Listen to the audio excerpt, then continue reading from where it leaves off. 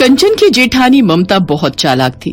शुरू से ही उसने सोच लिया था कि वो अपनी देवरानी को कभी भी अपने से आगे नहीं बढ़ने देगी।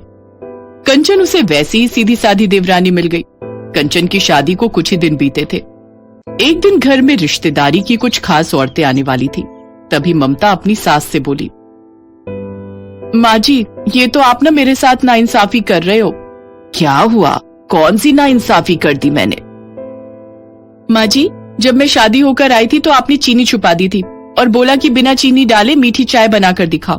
तब मैंने गुड़ की चाय बनाकर दिखाई थी, पर आप कंचन की कोई भी परीक्षा नहीं ले रहे हो। अच्छा, तो ये बात है। ठीक है, हम कंचन की भी परीक्षा ले लेते हैं। फिर तो तुम नहीं कहोगी ना। पर कंचन से करवाएं क्या? बिना घी के पराठे। आप कंचन को बोलो कि आज जो मेहमान आ रहे हैं वो उनके लिए बिना घी के मुलायम पराठे बनाए। पराठे बिना घी के तो सूख जाएंगे। यही तो मैं चाहती हूँ कि पराठे सूखे और कंचन परीक्षा में फेल हो जाए। क्या हुआ? क्या सोच रही हो? बिना घी के पराठे ही बनाने हैं ना, या कुछ और? हाँ, वही बनवाने हैं। आप कंचन को बुलाकर बोल दो। कंचन की सास उमा ने उसे अपने पास बुलाया और बोली, बहू, जो भी मेहमान आ रहे हैं सबके लिए पराठे बनाने हैं। जी माँ जी, मैं बना लूंगी। घी कहाँ रखा है मुझे बता दीजिए। पराठों में घी नहीं लगाना, बिना घी के पराठे बनाने हैं। मुलायम बनाना, पराठे मुलायम होने चाहिए। माँ जी, बड़ी मौसी जी के तो दांत ही नहीं है, नकली दांत हैं। वो तो वैसे भी मुलायम पराठा खाती हैं। हाँ, दांत तो बड़ी मौसी जी के साथ साथ जेठानी जी के भी खराब हैं। कई बार बोलती है कि सख्त चीज नहीं खानी। कंचन बहू, इस बात का ख्याल रखना, पराठे सूखने नहीं चाहिए। जी, मैं इस बात का ख्याल रखूंगी। कंचन रसोई में पराठे बनाने के लिए चली जाती है और ममता मन ही मन हंसने लगती है। अब आएगा मजा जब पराठे लकड़ी की तरह सूखे होंगे और यही माँ जी को पता चलेगा कि उनकी बड़ी बहू ज्यादा समझदार और बेहतर है, छोटी बहू बेकार है। कंचन सोच में पड़ गई कि बिना घी लगे पराठे मुलायम कैसे बने जो खाने में भी स्वादिष्ट हो। कंचन अपना मोबाइल फोन इधर उधर ढूंढने लगी, पर उसका मोबाइल फोन कहीं नहीं दिख रहा था। उसने सोचा कि क्यों ना मम्मी को फोन पर कोई तरीका पूछ ले, या फिर फोन में कोई तरीका मिल जाए जिससे बिना घी के पराठे स्वादिष्ट और मुलायम बनते हो।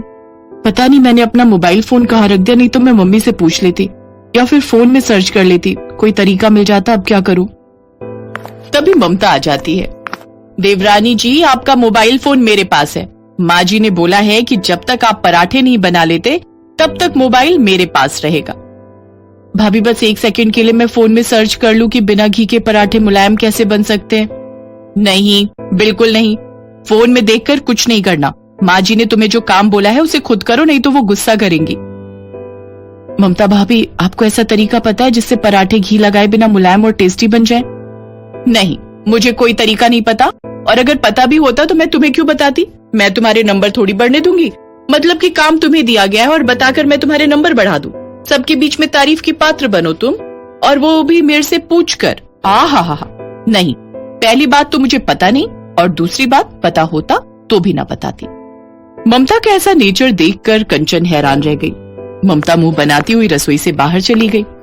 भाभी का नेचर कैसा है? ये बात किस तरह से करती हैं? मैंने तो इनसे सिर्फ हेल्प मांगी थी, ये तो बहुत ही अजीब सा व्यवहार कर रही हैं और मेरा मोबाइल फोन भी ले गई, जैसे मैं इनकी देवरानी नहीं कोई दुश्मन हूँ। मुझे खुद ही कुछ सोचना होगा, ये तो मेरी हेल्प करेंगी नहीं।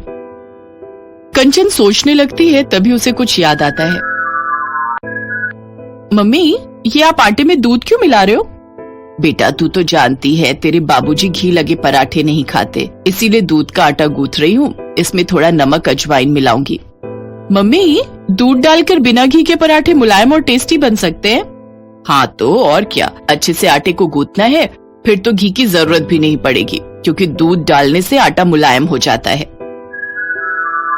थैंक यू मम्मी, मुझे आपकी वो बात याद आ गई। आज आप यहाँ मेरे साथ नहीं हो, पर आपसे सीखी हुई वो बात आज मेरे काम आ रही है। हाँ, मैं दूध का आटा गूंथकर उसके पराठे बनाऊंगी, नमक अजवाइन के दूध के पराठे। कंचन ने खूब सारा दूध लेकर आटे में अजवाइन मिलाया और दूध का आटा गूंथा। अच्छे से मुलायम आटा तैयार हो गया। जब मेहमानों ने कंचन के हाथों के बने पराठे खाए तो सबको इतने स्वादिष्ट लगे कि सबने बहुत तारीफ की।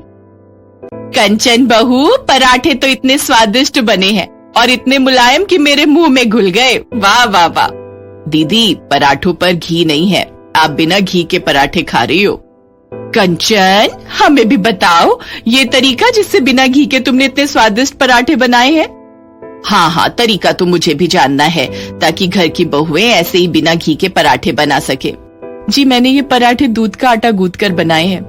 मेरी मम्मी कभी कभी पापा के लिए ऐसे ही बनाती थी पराठे, तो मुझे याद था, इसलिए आज मैंने वही तरीका अपनाया और मैं बहुत खुश हूँ कि आप सबको यही पराठे पसंद आए। सब मेहमानों के जाने के बाद कंचन की सास एक बार फिर उसकी तारीफ करती है। ममता भी वहीं खड़ी थी। कंचन बहू, पता है जब ममता इस घर में आई थी तब मैंने इसे बिना चीनी की चाय बनाने के लिए कहा था। तब ममता ने गुड़ की चाय बनाई थी और आज मैंने तुम्हारी भी परीक्षा ली। तुम्हें बिना घी के पराठे बनाने के लिए कहा, पर तुम उस परीक्षा में पास हो गई। मुझे गर्व है कि मेरी दोनों बहुएं बहुत समझदार हैं। थैंक यू माँ जी, पर मुझे आपसे कुछ कहना है। आज मुझे एक बात का बहुत दुख है। हाँ, बोलो, क्या हुआ? कंचन सारी बात बता देती है कि ममता ने उसके साथ कैसा व्यवहार किया। ममता, मुझे तुमसे ये उम्मीद नहीं थी। कंचन इस घर में नई नई आई है तो तुम्हें तो उसे सपोर्ट करना चाहिए था। तुमने भी तो गुड़ की चाय बनानी कहीं सीखी होगी, तभी तो तुम इस परीक्षा में पास हुई थी। आई एम सॉरी कंचन, मैंने तुम्हारे साथ अच्छा नहीं किया। आई एम सॉरी माँ जी। वैसे गुड़ की चाय बनाने मैंने अपनी मम्मी से सीखी थी, इसीलिए मैं आसानी से बना पाई। कंचन, अब से मैं तुम्हारे साथ ऐसा बर्ताव नहीं करूंगी। हम मिलकर प्यार से रहेंगे। ममता कंचन को सॉरी बोल देती है और सब कुछ ठीक हो जाता है। इस कहानी से हमें यही सीख मिलती है कि कभी न कभी सीखा हुआ ज्ञान हमारे जरूर काम आता है। इसलिए जहाँ भी ज्ञान की कोई बात सीखने को मिले तो हमें जरूर सीखनी चाहिए। यही एक समझदार व्यक्ति की पहचान है।